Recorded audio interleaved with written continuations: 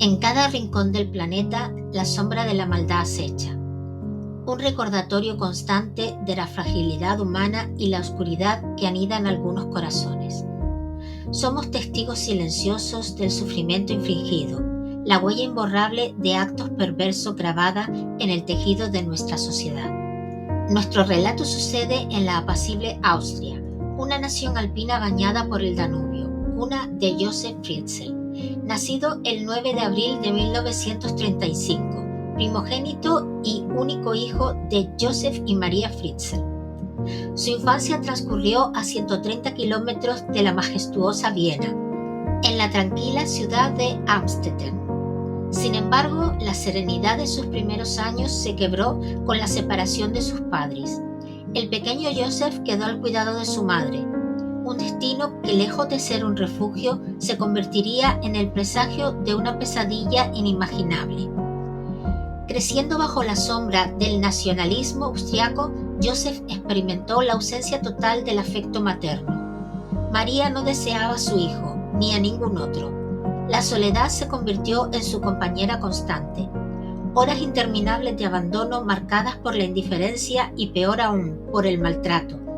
Insultos y palizas eran moneda corriente, infligidas con o sin motivo aparente. Años después, Josef recordaría los golpes y patadas que lo derribaban, dejando tras de sí un rastro de sangre. El miedo hacia su madre se arraigó profundamente en su ser, eclipsando cualquier otro sentimiento. En medio de este entorno hostil, Josef creció, se educó y forjó un camino como ingeniero eléctrico. Su talento lo llevó a amasar una considerable fortuna, fruto de su profesión y astutas inversiones inmobiliarias. En 1955 vislumbró el inicio de una nueva etapa al unirse en matrimonio con Rosemary, una joven de apenas 17 años, sin estudios ni ocupación aparente. Para Josef, ella representaba el molde perfecto para la madre de sus futuros hijos, un rol que Rosemary cumplió con creces al dar a luz a 7 descendientes, 5 niñas y 2 niños. Fue en este punto crucial donde las sombras de la personalidad de Josef comenzaron a proyectarse con mayor intensidad. Según testimonios posteriores, incluyendo el de Kristen, hermana de Rosemary, Josef imponía una disciplina implacable en el hogar. Los desacuerdos o el incumplimiento de sus expectativas se castigaban con violencia física, llegando al extremo de que Rosemary, embarazada, buscó refugio en casa de su madre con un pie fracturado. Para el vecindario, Josef era un hombre afable y educado, aunque reservado. Los Fritzl se mantenían al margen de las reuniones sociales y su jardín, cercado por una densa vegetación, ocultaba la vida que transcurría tras sus muros. Dentro de la casa, la llegada de Josef transformaba el ambiente. Los juegos infantiles cesaban abruptamente, reemplazados por el silencio forzado, impuesto por el temor a las severas represalias ante la más mínima transgresión. Para los hijos, la única vía de escape vislumbrada por la hermana de Rosemary era la independencia o el matrimonio. Pero tras esa fachada de hombre correcto y severo se ocultaba un depredador insospechado. Una de sus facetas oscuras salió a la luz, al menos para Rosemary, cuando a los 32 años y tras 12 años de matrimonio, Fritzl fue arrestado, juzgado y condenado a 18 meses de prisión por la violación de una mujer a la que había acechado y atacado en su propio hogar. Increíblemente, Rosemary encubrió su crimen, justificando su ausencia con una supuesta oferta de trabajo como ingeniero en un lugar remoto. Tras cumplir su condena, Josef regresó a casa como si nada hubiera ocurrido, y la vida familiar continuó su curso, o al menos eso parecía en la superficie. Para entonces la familia contaba con 4 hijos, siendo Elizabeth la menor, con apenas 1 año, cuando su padre fue encarcelado. Tras el regreso del patriarca llegarían 3 hijos más, pero Elizabeth se convirtió en su predilecta, manteniéndola siempre cerca y bajo su férrea supervisión. La primera grieta en esta sombría realidad surgió tras el regreso de Josef de prisión. Obsesionado con la Guerra Fría, se embarcó en la construcción de un búnker subterráneo en su propiedad. Durante 6 largos años, con un secretismo absoluto, este ingeniero realizó la mayoría de los trabajos por sí mismo, prohibiendo incluso a su familia acercarse a descubrir su proyecto. Este control obsesivo se extendió a toda la dinámica familiar, especialmente hacia Elizabeth, quien se sentía cada vez más asfixiada. A los 16 años, Elizabeth comenzó a trabajar como camarera, ahorrando con la esperanza de escapar de la opresión paterna. En una ocasión huyó a Viena con un amigo, pero Joseph la encontró y la obligó a regresar al hogar. Sin embargo, al cumplir los 18 años, Elizabeth simplemente desapareció. Joseph, como era de esperarse, se encargó de las averiguaciones, pero esta vez regresó sin ella.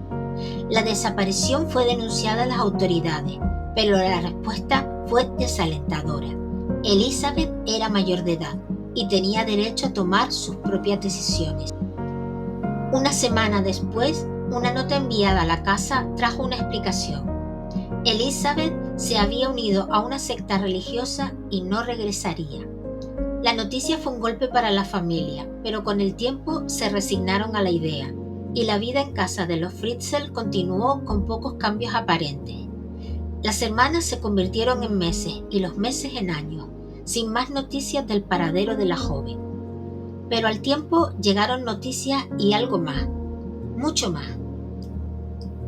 Corría el año 1993 cuando una mañana Rosemary escuchó el llanto de un bebé en el umbral de su puerta. Intrigada, abrió y descubrió una pequeña criatura de no más de 8 o 9 meses dentro de una caja.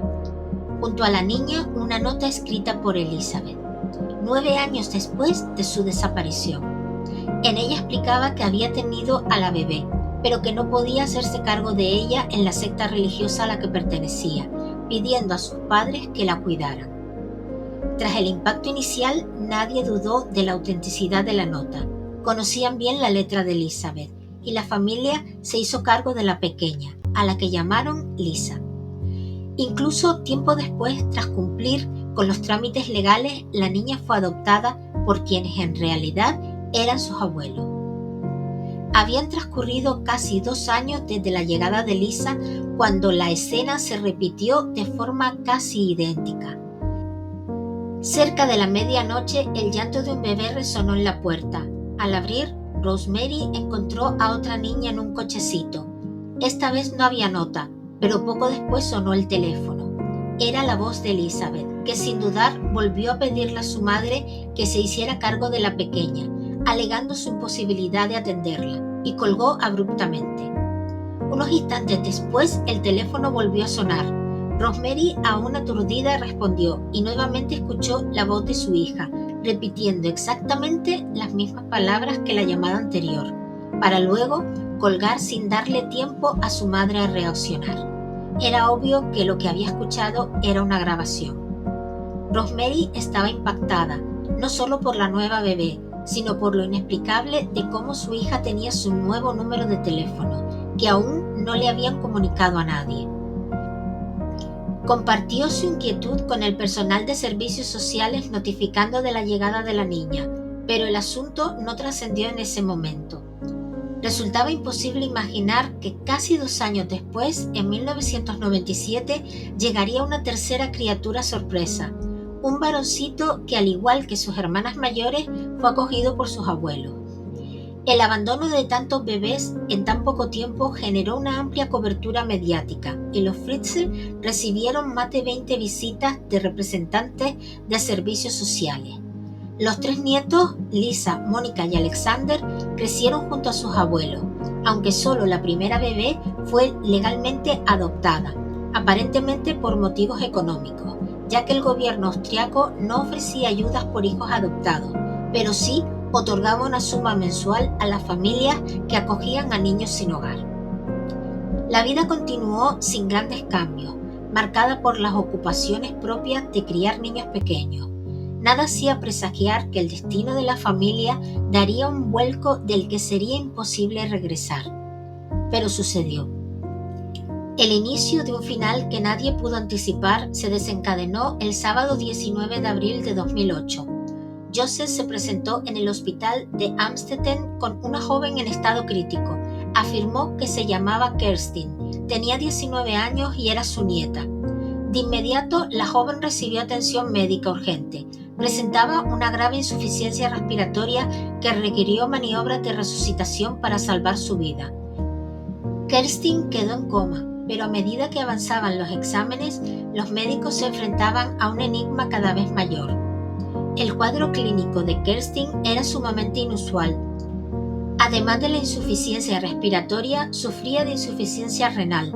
Le faltaban varias piezas dentales, su piel tenía un tono extraño y la combinación de síntomas sugería un problema congénito asociado a relaciones incestuosas, es decir, entre familiares cercanos.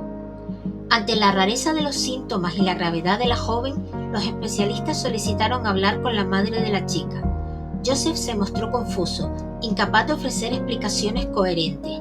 Solo insistía en que los médicos resolvieran el problema de su nieta para poder llevársela del hospital. Pero esto no sería posible sin conocer los antecedentes médicos de la joven, lo que hacía imprescindible hablar con la madre. Presionado, Joseph explicó que la madre se había marchado hacía muchos años a unirse a una secta religiosa y relató que ese día había encontrado a Kerstin desvanecida en la puerta de su casa, con una nota de su madre, Elizabeth, pidiendo que la llevaran a un hospital debido al grave estado de salud que presentaba. Los médicos consideraron imposible que la joven no hubiera tenido problemas de salud previos, por lo que buscaron su historial clínico en la base de datos nacional, pero no encontraron ningún registro. Tampoco había información de la seguridad social ni en los archivos de nacimiento o identidad. Ante este misterio, la policía comenzó a involucrarse en el caso. Desesperados y sin forma de obtener respuestas, el 21 de abril los médicos hicieron un llamado a través de la televisión pública nacional. Uno de los doctores tratantes rogó a la madre de Kerstin que se pusiera en contacto con el personal médico lo antes posible, asegurándole absoluta discreción, ya que su información era crucial para el diagnóstico y tratamiento de su hija. Joseph explicó a los médicos lo que venía sucediendo desde hace años atrás con los hijos de Elizabeth, que terminaban en casa de los abuelos mientras ella permanecía desaparecida, involucrada con una secta. Por su parte, la policía decidió acudir a la casa de los Fritzl para tomar muestras de ADN a todos los miembros de la familia, incluidos los hijos de Elizabeth que estaban siendo criados por sus abuelos. Los investigadores pensaron que una mujer que había procreado tantos hijos también debía haber tenido varias parejas, y especularon que quizá a través del ADN podrían identificar a alguna de esas parejas con antecedentes rastreables. Joseph no se mostró muy colaborador para entregar una muestra de su ADN, pareciendo estar sumamente ocupado. La presión de las autoridades aumentaba. La joven se encontraba muy grave y necesitaban datos para salvarla. Unos días después, el 26 de abril, una semana después de la hospitalización de Kerstin, Joseph se presentó en el hospital con su hija Elizabeth, la madre de la paciente, afirmando que la había encontrado. Elizabeth pidió ver a su hija de inmediato. Para los doctores era evidente su extrema preocupación. Otras dos cosas llamaron la atención del personal del hospital: la constante presencia de su padre a su lado y la deplorable apariencia de la mujer. La angustiada madre tenía 42 años, pero aparentaba 10 o 20 años más. Su piel era pálida, muy fina, casi transparente. Su cabello carecía de brillo. Era prácticamente blanco y, al igual que su hija, parecía enferma. A pesar de las preguntas de los médicos, Elizabeth no ofrecía ninguna información sobre los 24 años que había estado desaparecida en la supuesta secta religiosa, ni de los 19 transcurridos desde el nacimiento de su hija Kerstin, que continuaba al borde de la muerte. Para los doctores, la situación resultaba enormemente extraña. Era obvio que la mujer estaba muy angustiada por la situación de su hija, y estaban seguros que ella poseía la información vital que necesitaban. Lo que no podían entender era por qué no les proporcionaba los datos que podían salvar a Kerstin. También les resultaba sumamente sospechosa la actitud de su padre, que no se separaba de ella ni un instante, y la tensión palpable entre ambos. Ante esto, los doctores se comunicaron nuevamente con la policía, que acudió al hospital y decidió que padre e hija los acompañarían a la sede policial. Al llegar allí, ambos fueron interrogados por separado. Finalmente, la verdad literalmente salió a la luz. Joseph mantuvo la historia de la fuga de su hija con una secta religiosa. Explicó cómo a lo largo de los años le fue dejando hijos en la puerta de su casa para que los cuidara, hasta que finalmente le dejó a Kerstin para que recibiera atención médica. Ante el llamado de los doctores por la vida de su hija, ella se había arrepentido y había aparecido. Por su parte, Elizabeth permaneció en silencio durante horas, sin responder a las preguntas de los interrogadores, hasta que en un momento afirmó que estaba dispuesta a hablar, a contarlo todo, pero solo si tenía la garantía absoluta de que nunca más volvería a ver a su padre. Las autoridades le dieron la garantía que pedía, pero nada los preparó para lo que escucharían de boca de esa mujer en las siguientes horas. Para comenzar, Elizabeth contó que su padre comenzó a abusar de ella cuando apenas tenía 11 años. Esa fue la razón por la que, unos años más tarde, intentó escapar de su casa, pero Joseph la encontró y la obligó a regresar. La mujer relató lo ocurrido el miércoles 28 de agosto de 1984, cuando ella tenía 18 años. Su padre y su hermana habían salido, y los otros hermanos habían hecho sus vidas independientes, y solo estaban en la residencia, ella y su padre. En cierto momento, Joseph la llamó para que lo ayudara en algo. Cuando fue hacia donde se encontraba su padre, él la agarró por sorpresa, tapó su boca con un trapo impregnado en cloroformo y perdió el conocimiento. Elizabeth contó que cuando despertó estaba esposada con las manos a la espalda y encadenada a una pared en el búnker del sótano que su padre había construido, supuestamente para el recuerdo en caso de un ataque nuclear. Joseph le hizo saber que a partir de ese momento nunca más saldría de ese sitio. Y así fue. Elizabeth fue obligada a escribir una carta que después aparecería en la puerta de la casa, en la que pedía a sus padres que no la buscaran, ya que se había ido por su propia voluntad y no regresaría. A partir de ese momento, la vida de Elizabeth se convirtió en un verdadero infierno, del cual, tras días de intentarlo, se dio cuenta de que era imposible escapar. La envejecida mujer contó que pasó los primeros 6 o 9 meses amarrada a una cuerda que solo le permitía llegar a un retrete, y Joseph la visitaba una vez al día para llevarle comida y violarla. Esa fue la vida de Elizabeth durante los siguientes casi 5 años, pero cuando tenía 23 se dio cuenta de que estaba embarazada. Elizabeth contó la angustia que había padecido durante ese embarazo y cómo le había rogado a su padre que le permitiera dar a luz en un hospital cuando ya se acercaba la fecha del parto, pero no sucedió. En lugar de eso, Joseph le llevó un libro de medicina con todas las explicaciones del proceso del parto y además le entregó una manta, tijeras y algunos otros sencillos implementos. Llegado el momento, Joseph se negó a ayudarla. La inexperta y aterrada joven dio a luz por sí sola a su primera hija, en un proceso doloroso y complicado, tanto para ella como para su bebé. Una niña a la que llamó Kerstin, la que ahora se debatía entre la vida y la muerte en el hospital. A pesar de tener a esa pequeña e indefensa bebé, las condiciones de vida para ella y su hija no cambiaron. Ahora las dos permanecerían encerradas en un espacio reducido, sin poder ver la luz del día y con una ventilación muy limitada. Tampoco cambió la rutina en la que Joseph se encargaba cada día de hacerles llegar los alimentos mínimos necesarios para la subsistencia y seguía abusando de ella casi a diario, algo que se prolongaría por 19 largos años más. Sin ningún tipo de prevención o método anticonceptivo, no era de extrañar que en el transcurso de esos años Elizabeth volviera a quedar embarazada y diera a luz, siempre en las mismas condiciones, a nuevos hijos. En total, estuvo 24 años aislada en aquella prisión subterránea. En uno de sus partos, en 1996, nacieron gemelos, Alexander y Michael, pero este último nació con problemas y a pesar de que Elizabeth le suplicó a su padre que sacara a la criatura para que fuera atendida por médicos, Joseph se negó y el pequeño Michael solo vivió unas 70 horas. Joseph se encargó de sacar el cadáver de su hijo y deshacerse de él quemándolo en la caldera de calefacción de la casa. Los hijos criados por la abuela volvieron a llamar mamá a Elizabeth y ella misma encontró el amor años después con su guardaespaldas. El búnker del horror fue sellado con hormigón y la casa de los Fritzl fue vendida y renovada, intentando borrar su terrible pasado. La historia de Elizabeth Fritzl se convirtió en un sombrío recordatorio de la oscuridad que puede anidar en el corazón humano y la increíble capacidad de resiliencia del espíritu frente a la crueldad más abyecta.